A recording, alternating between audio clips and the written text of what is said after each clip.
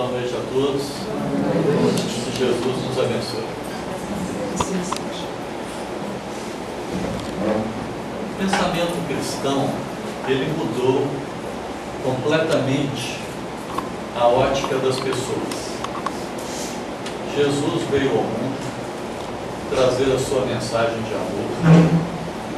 Ele vivenciou tudo aquilo que ele foi ensinando. Não faltou em coisa alguma, porque nós sabemos que ele é o Espírito perfeito, enviado por Deus à Terra, e governador do nosso planeta. Ele não quis mandar nenhum emissário para trazer a boa nova da lei de amor, não. Ele veio pessoalmente, preferiu vir pessoalmente. Pelo seu grande amor a todos nós, ele veio. E o pensamento dele foi modificando as pessoas aos poucos, de boca em boca, de ser em ser, de região em região. Ele que começou com apenas 12 discípulos, ele estabeleceu uma plataforma para a transformação moral de todos os habitantes do nosso planeta, que hoje são bilhões de habitantes encarnados, com 12 homens, ensinando a 12 homens. Ele deixou esse legado para nós, para a nossa transformação. Mas o mundo não o compreendeu. E a sua mensagem trouxe muita revolta do poder estabelecido, do judaísmo. E então o cristianismo foi muito combatido no início. Agora, enquanto o cristianismo foi combatido de fora para dentro, o cristianismo foi muito forte, muito vigoroso. Os novos cristãos desafiavam os circos, enfrentavam as feras cantando. Sabiam que iam morrer, mas ia morrer o corpo, e que eles entrariam na glória de Deus, penetrariam o reino de Jesus prometido por ele. Eles tinham essa certeza. Então eles não se incomodavam com nenhuma perda de ordem temporal. O que dizia respeito à vida presente aqui, a vida de relação, a vida aqui no planeta, nesse corpo, não tinha um significado maior do que passou a ter para eles o significado da vida espiritual. Então os primeiros cristãos passaram a viver direcionado para o plano espiritual. Não quiseram nenhuma recompensa aqui no planeta, não. Eles preferiam viver de tal maneira que eles buscariam a felicidade na vida futura. Mas o tempo passou e nós atravessamos a Idade Média. E na Idade Média, ao invés de o cristianismo ser combatido de fora para dentro, ele foi combatido de dentro para fora. Os perseguidores do cristianismo entraram dentro do seio cristão e foram fazendo alterações, uma após outra, para desvirtuarem o cristianismo. É assim que as pessoas aqui que já estão com a cabeça embranquecida, e as pessoas que já estudaram também um pouco, sabem que até algum tempo atrás, no tempo dos nossos pais, dos nossos avós, a missa era rezada em latim.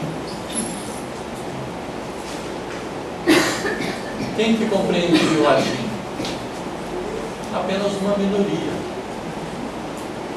Então, para quem era o cristianismo? Quem iria estudar o cristianismo? Mas Deus suportou isso.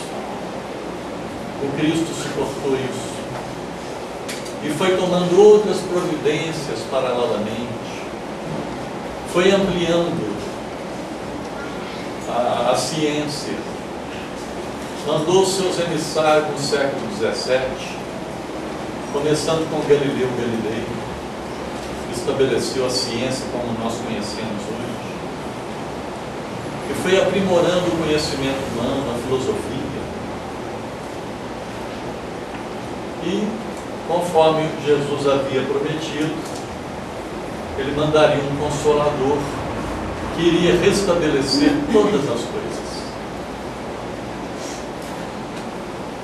E veio a doutrina espírita, no século XIX, com o codificador Allan Kardec, que foi um dos mais lúcidos discípulos do Cristo, segundo as palavras de Emmanuel.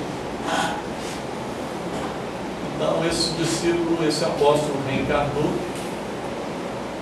e os outros espíritos superiores vieram com alegria ajudá-lo a construir essa obra que nós conhecemos hoje. Que é a obra basilar da doutrina espírita, a obra de Allan Kardec. E Allan Kardec percebeu que não daria tempo de terminar a obra e previu que possivelmente no início do século vindouro, do século XX, ele renasceria. E assim nós tivemos, coincidência ou não, as obras complementares psicografadas por Chico Xavier. Então Chico Xavier, ele trouxe para nós, os espíritos trouxeram para nós, pela psicografia do Chico, como que os primeiros cristãos viveram. Para quê? Para nos servir de exemplo. Porque nós temos falsas noções de justiça, falsas noções de amor, falsa noção de tudo, das leis de Deus, de modo geral.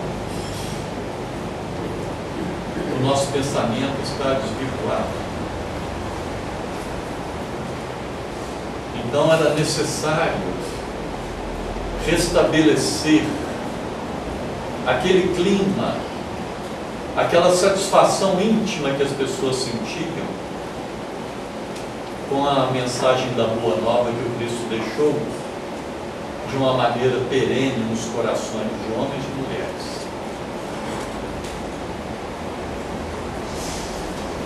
Então, nós temos, por exemplo, Emmanuel. Ele nos doou 5 romances, onde ele traz para nós a vida desses verdadeiros cristãos, varrendo um período regular de tempo. Então nós temos há 2000 anos, 50 anos depois, Paulo e Estevão, Ave Cristo e Renos. Nesses livros nós temos o que é ser um verdadeiro cristão.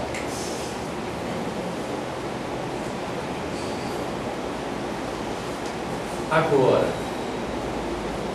será que nós já podemos, no nosso grau evolutivo, sermos cristãos verdadeiramente a partir de agora? É uma pergunta.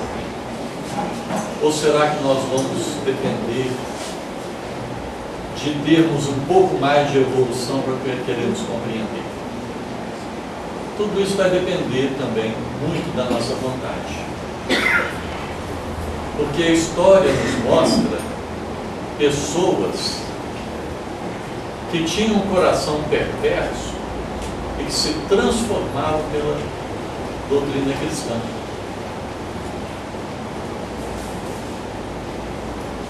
E nós que não nos julgamos perversos, nós também podemos nos modificar.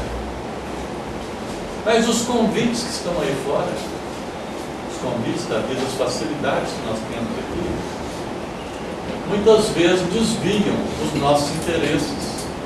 E nós passamos a dar valor mais a esse plano aqui do que ao plano espiritual. Quando nós chegarmos ao plano espiritual, nós vamos ver o tempo que nós perdemos. Para começar aqui o nosso tema, o homem justo,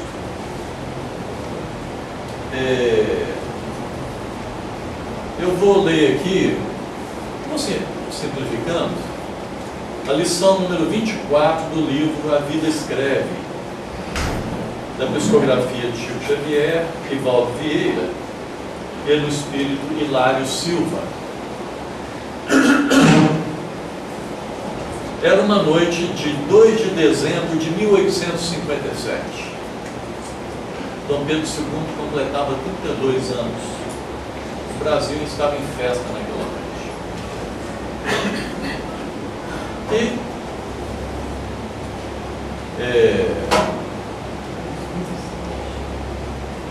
Tinha um comerciante de joias que era viúvo e tinha uma filha.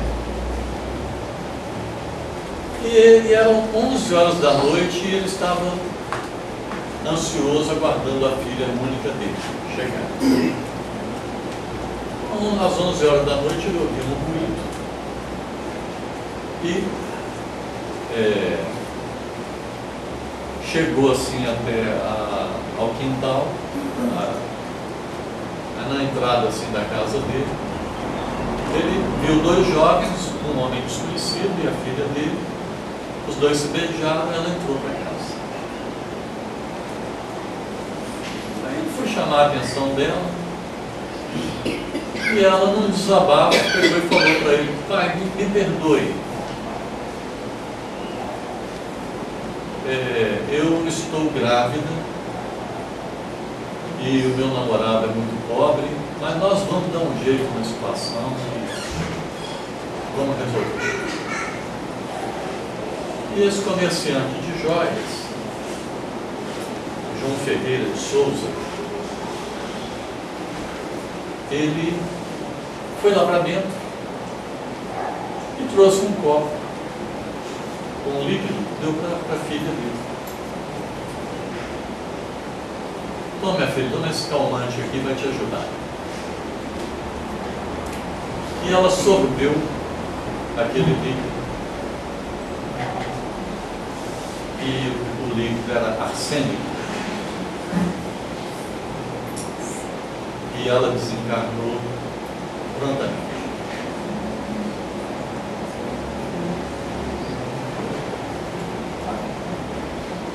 Aí, naquela época, a ciência era pouco avançada, e também como ela pegou o copo e bebeu, passou que teria sido um suicídio de uma moça. Então, quando chegou a morte do João, ele foi enterrado como um homem bom. Porque às vistas humanas, ele não fez nada de errado. Ninguém viu ele fazer nada de errado. A filha dele tinha visto, mas tinha falecido. Então não deixou nenhuma prova.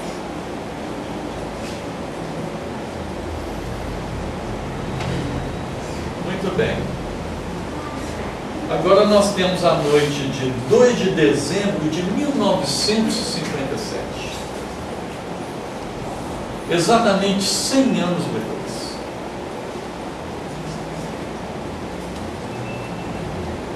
João Ferreira de Souza estava no outro corpo de carne. Está jovem, numa festa íntima, no Rio de Janeiro. Ele se consagrou à afeição de uma jovem humilde, pobre, e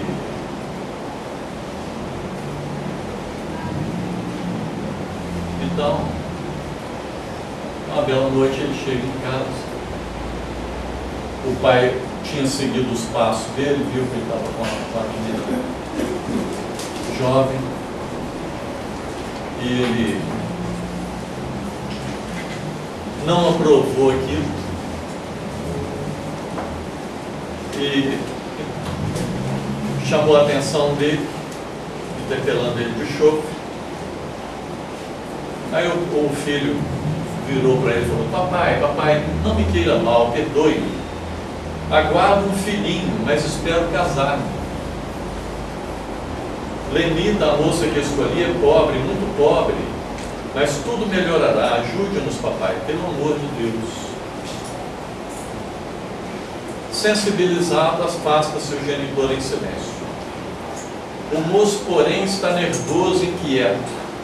Pesa-lhe a cabeça, arde-lhe o estômago. Busca o interior doméstico à procura de um antiácido. Na pequena farmácia caseira, toma um vidro e verte o conteúdo na taça com água, bebendo o líquido. E em seguida cai gemendo com dores lancinantes para receber a morte logo após. Crendo valer-se de sal medicamentoso, ingerira arsênico em grande dose.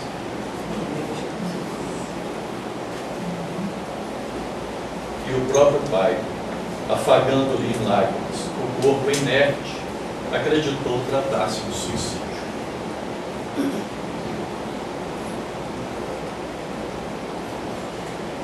Essa aqui é a verdade nua e crua, e mostra para nós que estamos querendo falar de justiça,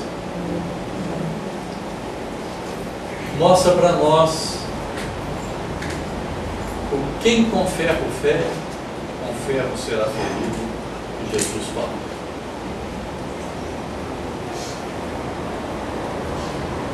Então, o que nós precisamos compreender, se a gente compreender isso aqui nessa noite, eu vou para casa feliz, é que como funciona a lei de justiça? Talvez poucas pessoas saibam que a lei de justiça é regida por uma outra lei que está superior a ela. É a lei de amor. A lei de amor superintende a lei de justiça. Quando nós não levamos o amor em conta, a lei de justiça nos cobra o quem com ferro fere, com ferro será ferido. Esse João aqui, em 100 anos, ele não fez nada em função do benefício do semelhante, para a felicidade do semelhante, para atenuar o rigor da justiça. Então, para ele limpar a própria consciência, ele escolheu ter o mesmo tipo de morte que ele proporcionou para a filha dele, para ele limpar a consciência, segundo a lei de justiça.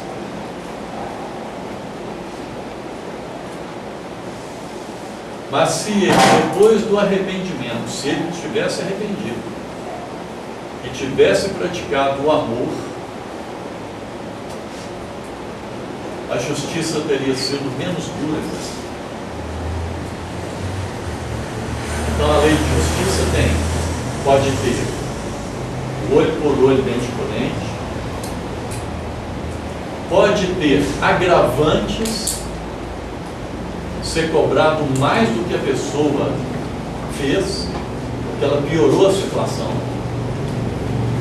e pode ter atenuantes, no caso de a pessoa não ter praticado a lei de amor. Nós vamos buscar o livro dos Espíritos, que é a nossa base, no capítulo 11, é o penúltimo capítulo da terceira parte do livro, que fala da lei de justiça, de amor e de caridade. É a questão 873. Allan Kardec pergunta ao Espírito de Verdade: o sentimento da justiça está em minha natureza ou é resultado de ideias adquiridas? Está na nossa natureza o sentimento de justiça ou são ideias que a gente adquire? O Espírito de Verdade é enfático dizendo o seguinte: está de tal modo em a natureza que vos revoltais à simples ideia de uma injustiça. Então, todos nós, todos os seres humanos, nós temos escritas as leis de Deus na nossa consciência, no espírito. No nosso espírito estão escritas as leis de Deus. E a lei de justiça está escrita, estampada no nosso espírito. Talvez seja por isso que, pelo menos aqui no Brasil, ninguém, quando comete um erro e é pego pela justiça, ninguém pode alegar que não conhecia a lei humana. Não é a lei de Deus, não, a lei humana. Se uma pessoa for pega em delito e enquadrada numa lei, ela não pode alegar desconhecimento daquela lei. Não pode alegar.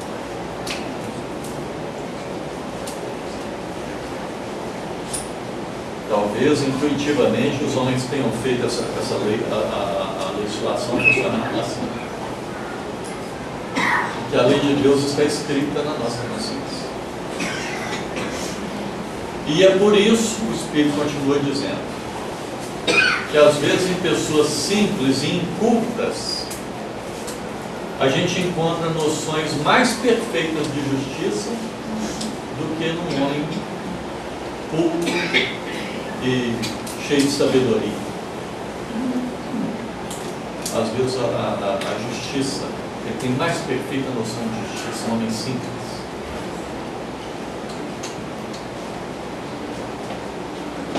Aí Allan Kardec parte para outra pergunta que é decorrente dessa, né? Decorrente aí se os espíritos explicam isso. Ele pergunta: sendo a justiça uma lei da natureza, como se explica que os homens a entendam de modos tão diferentes, considerando uns justo o que a outros parece injusto? Todo mundo tem a lei de justiça escrita na consciência, mas diante de um determinado fato, uns acham justo, outros acham injusto. Por que isso acontece? Então os Espíritos respondem que isso é por causa das paixões que nós alimentamos. As paixões que nós alimentamos distorcem a lei de justiça. Então cada um passa a ter uma ideia diferente.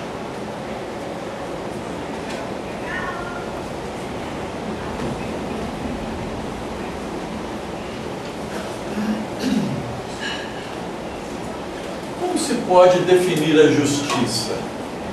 Em 875. A justiça consiste em cada um respeitar os direitos dos demais. Isso é a justiça.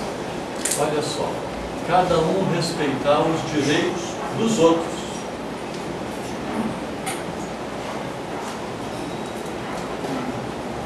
Então nós perguntamos aqui: qual foi o momento em que Jesus, na sua vida pessoal, reclamou de justiça quando se dizia, quando era o momento de pensar em si próprio, nas coisas que diziam respeito a si mesmo. Quando foi que ele reclamou de justiça?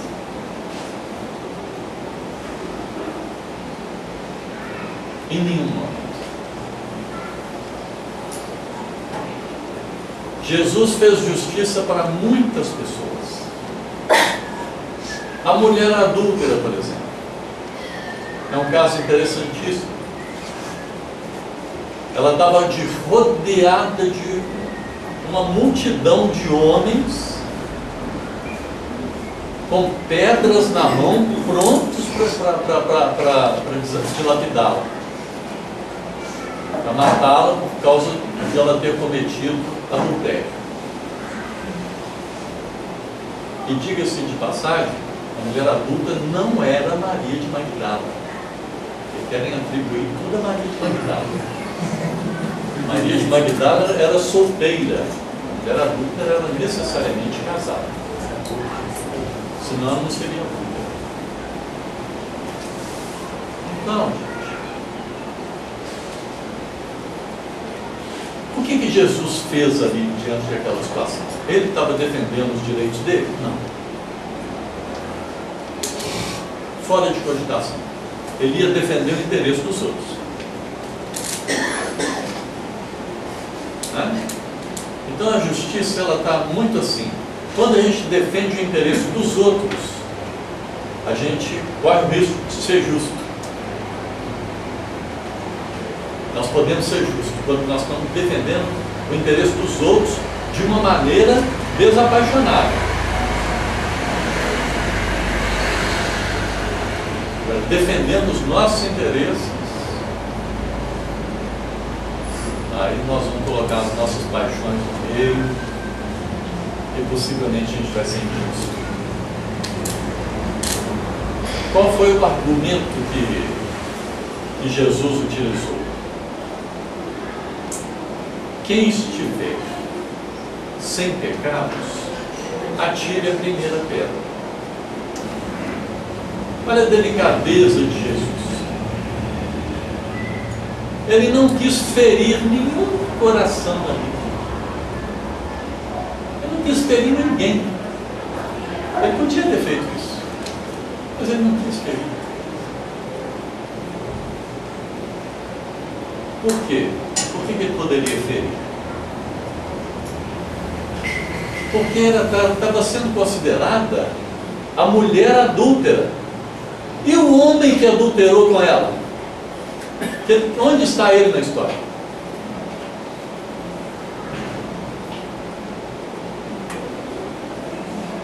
É justo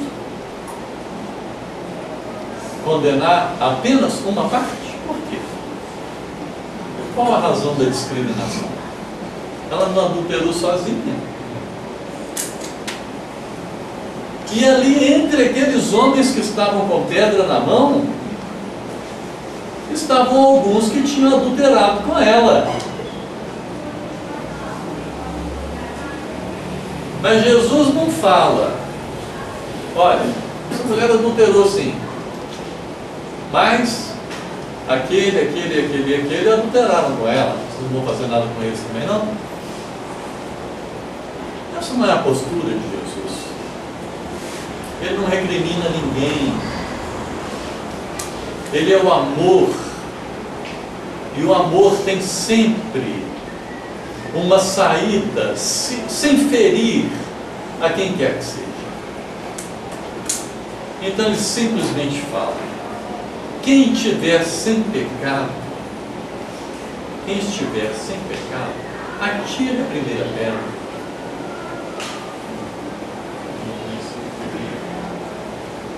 Os mais velhos compreenderam primeiro e foram saindo. Então, foram se afastando assim numa ordem descendente de idade. Os mais velhos foram saindo primeiro, os outros foram compreendendo depois, os adúlteros também foram saindo, até que não sobrou ninguém.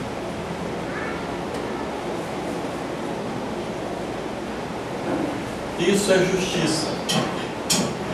Agora, Jesus adverte aquela mulher,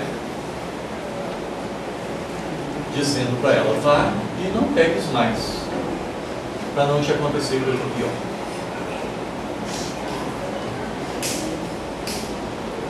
Ele faz a advertência para ela quando ela está sozinha.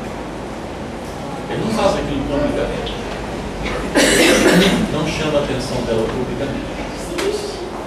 Sabia que ela estava em erro.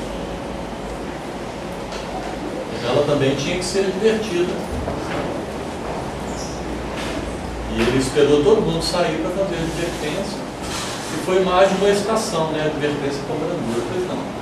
Se não tinha ninguém, como que a gente sabe? Hein?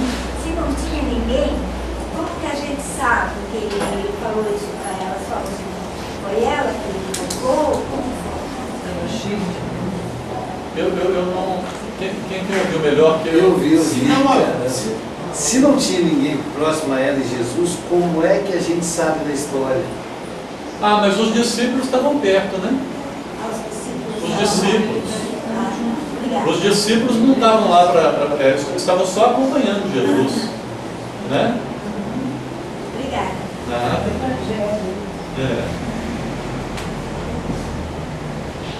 Principalmente Mateus, né? Que era Levi, chamava Levi. E Levi era um discípulo culto que Jesus tinha. Então Levi tratou logo de escrever o que Jesus tinha feito, falado, certo? E o primeiro evangelho escrito, né? O evangelho de Mateus. Muito bem. Eu tenho aqui uma outra historinha também, para jovens, para adolescentes, desse livro aqui, Elaboradamente Cristã. E eu usei muito esse livro aqui quando eu evangelizava jovens, né? Não sei se eu cheguei a evangelizar, não, né? Então aqui conta a história do juiz reto. Juiz reto. Ao tribunal de Eliaquim ben Jefté, entendeu? Judeu, né? Juiz respeitável e sábio. Compareceu o negociante Jonathan ben Cafar, arrastando Zorobabel, miserável mendigo. Um comerciante arrastando um mendigo, foi até o juiz. Por quê? Este homem, clamou o comerciante furioso, impingiu-me um logro de vastas proporções. Aquele homem pegou um colar, um mendigo, parecendo mendigo, pegou um colar, como se fosse um colar de pérolas,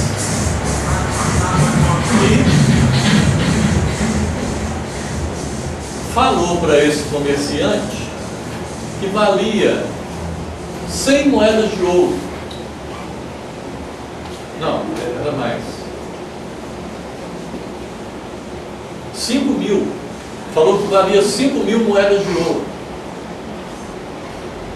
E mas falou: eu estou com 2 filhos necessitados em casa, doentes. Eu te vendo por 5 moedas de ouro.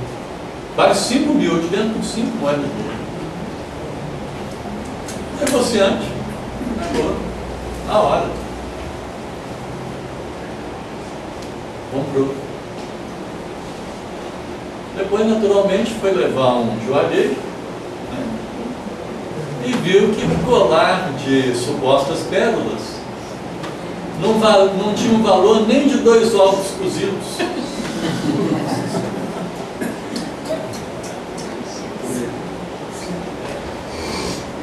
Aí ele falou: é ladrão reles e condenável.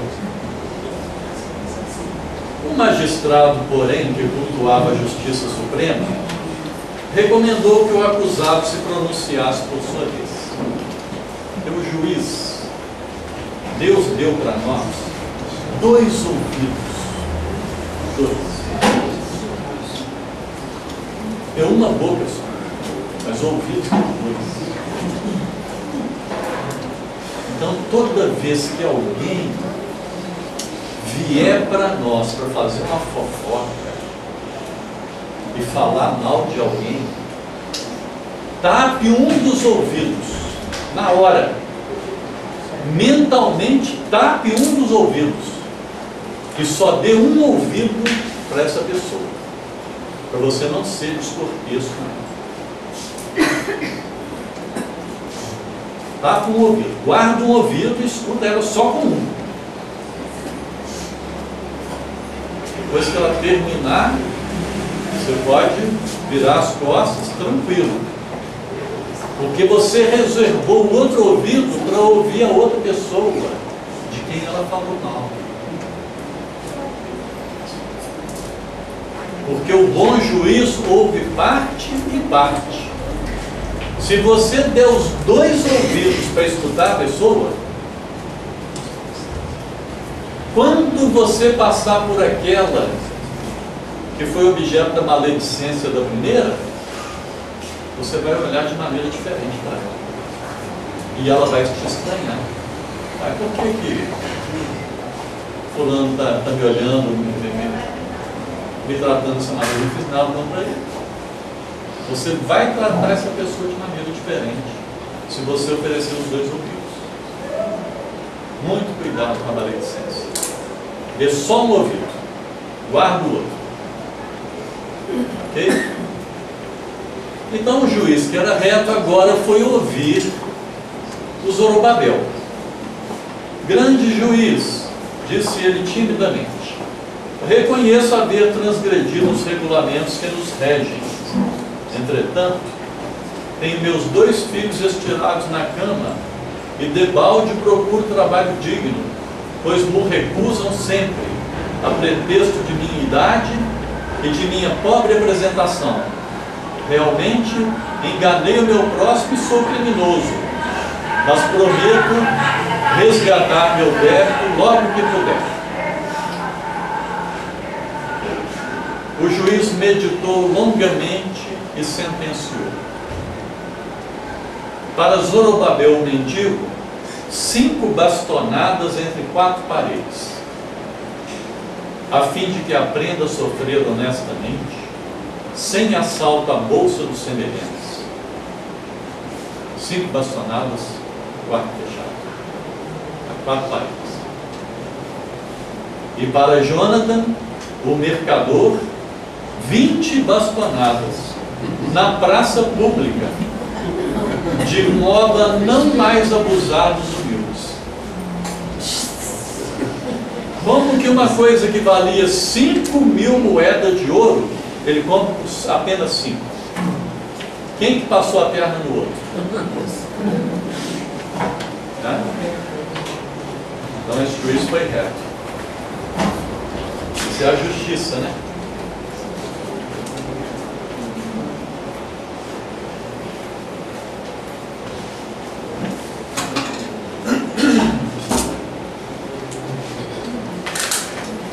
Na questão 876 do Livro dos Espíritos, Kardec pergunta: posto de parte o direito que a lei humana consagra, qual a base da justiça segundo a lei natural?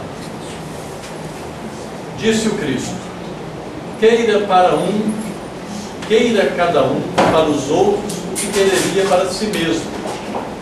No coração do homem imprimiu Deus a regra da verdadeira justiça, fazendo que cada um deseje ver respeitados os seus direitos. E na incerteza de proceder, a gente deve se colocar no lugar do outro para ver como a gente iria se sentir no lugar dele e aí sim fazer o juízo da situação. Então é aí que nós precisamos retomar principalmente esses 5 romances do Emmanuel que eu citei agora há pouco, para a gente aprender com aqueles personagens principais das histórias o que representa a gente se cristianizar. Porque para a gente se cristianizar, é necessário que a gente compreenda a justiça de uma maneira diferente. Muitas vezes nós somos alvos de injustiça e partimos para a revolta. Tá? Jesus fez uma defesa própria, mas ele não fez uma defesa ostensiva, não. Ele fez uma defesa como ensinamento. Porque quando ele foi preso, alguém veio e esbofeteou a sua face. Então Jesus virou para esse homem e falou assim: amigo,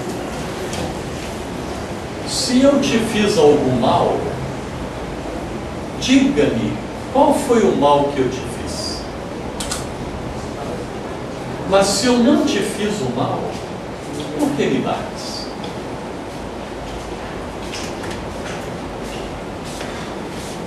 Então ele deu isso aí para aquele homem refletir. Naturalmente que aquele homem estava em condições de refletir. E Jesus não jogava pérolas aos porcos. Quando a multidão, ele não tentou parar a multidão nem nada. Deixou a coisa seguir o curso até chegar ao suplício máximo a que ele chegou. Então, gente, nós devemos pensar muito antes de reagirmos a qualquer forma de insulto. E olha que a gente deve começar isso dentro dos nossos lares. Porque o lar é o cadinho. Quem sabe o que é um cadinho?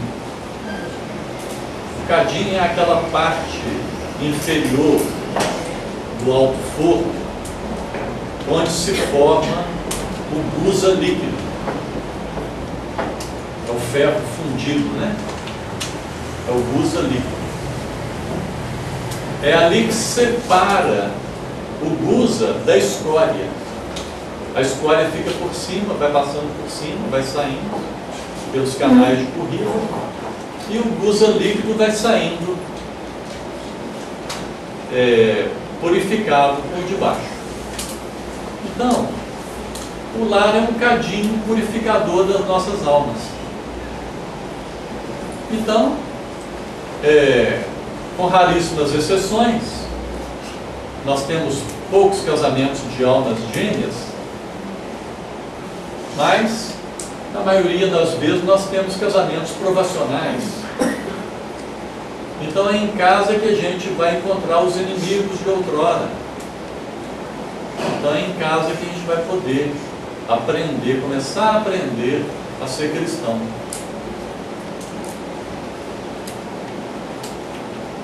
Então, o que é ser cristão, o que é ser justo, né? Questão 886. Qual o verdadeiro sentido da palavra caridade como a entendia Jesus? O que é ser caridoso? É ser benevolente para com todos, indulgente para com as faltas alheias, e ser piedoso no sentido de perdoar as ofensas. Essas três características: benevolência para com todos, indulgência para as faltas alheias e perdão das ofensas. Isso a gente começa dentro do nosso lar. Às vezes é um filho, é uma filha, é a esposa, é o marido, é o pai, é a mãe, é o irmão, é a irmã. O ponto nevrálgico. É aí que a gente aprende. Então, toda vez que um ser, um familiar, nos agredir de alguma maneira, nos ferir de alguma maneira, nós devemos ser indulgentes para com essa pessoa, ser benevolentes e perdoar.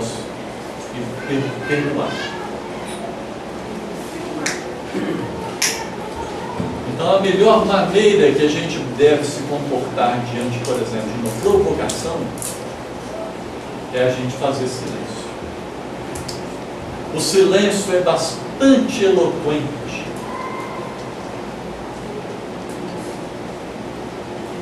Eu tenho uma filha, minha filha mais jovem, que sempre tinha eu tinha um caso com ela. E eu, desde dezembro de 2000, que eu venho colocando em prática aquela questão 919 dos espíritos, aquela maneira que Santo Agostinho ensina de a gente conhecer-se a si mesmo para a gente se melhorar. Então eu venho me avaliando diariamente desde 25 de dezembro de 2000. E até um site aí na internet, se alguém tiver interesse, eu posso dar um endereço para vocês verem como eu faço. Eu tenho uma listinha que eu vou renovando. E uma questão que eu tinha era se eu tinha perdido a paciência com a minha filha. Aliás, perder, ninguém perde aquilo que não tem, né? Mas eu custei, mas consegui fazer silêncio diante das provocações dela. Demorei muito tempo. No início me doía. Ela falava com alguma coisa, agredia, repetia, me provocava, eu ficava em silêncio e doía no início. Com o passar do tempo, ela continuava da mesma maneira e aquilo já não me doía. Eu sabia que aquilo era o certo, porque se eu respondesse, eu tivesse alguma reação, eu teria que marcar na minha lista de questões, eu teria que marcar aquele dia ali como tendo cometido aquele erro. Então eu não queria aquilo, porque eu quero me melhorar. E com o passar do tempo, ela desistiu de me provocar. Porque ela viu que não alcançava o objetivo dela. Hoje aconteceu um caso interessante. Eu gosto de estar bem assim, relaxado. Roupa para mim, roupa velha eu adoro. Vestir, ficar de chinelo, de short. Então hoje a gente ia num restaurante, aí eu estava de chinelo, de short e com a camiseta que, segundo a minha filha, a gola dela estava toda não sei o quê. Você não vai ter essa camiseta, não. Aí eu peguei, fui lá na gaveta, peguei uma camiseta passadinha, direitinho. Então eu perguntei para minha esposa, você que tá boa, bem? Tá. Tirei a camiseta, coloquei a outra. Se meu pai for assim, eu não vou. Aí eu fui e tirei a camiseta. Fui no guarda-roupa, peguei uma camisa de botão. Coloquei a camisa de botão. O chinelo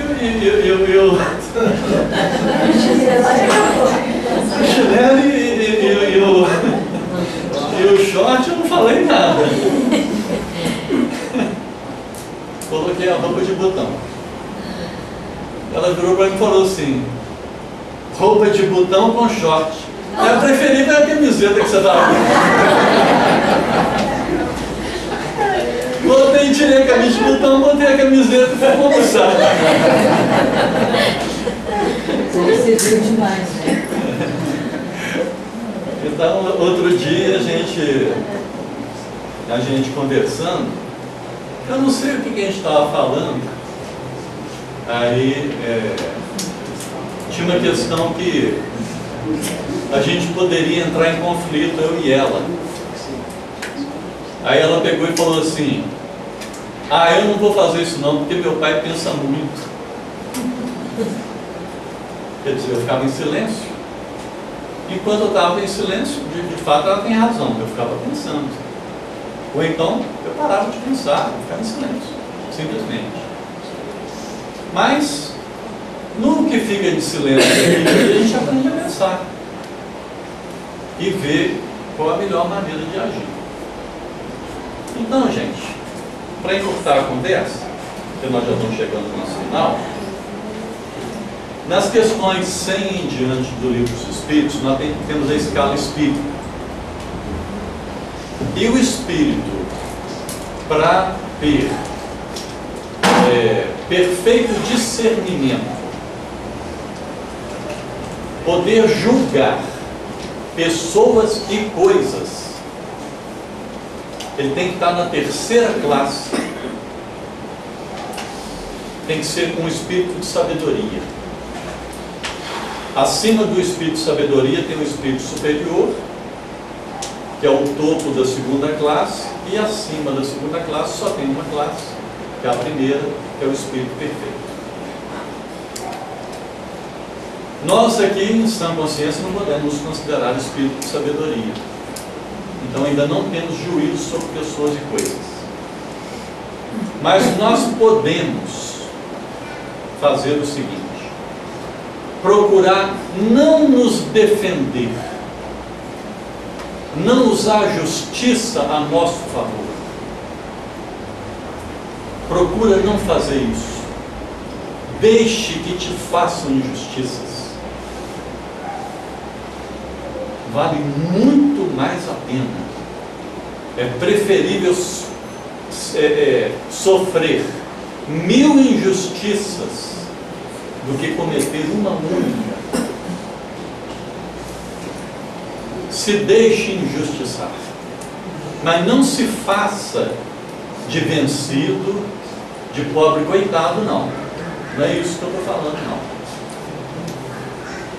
Seja forte, corajoso, seja cristão. Jesus nos abençoe.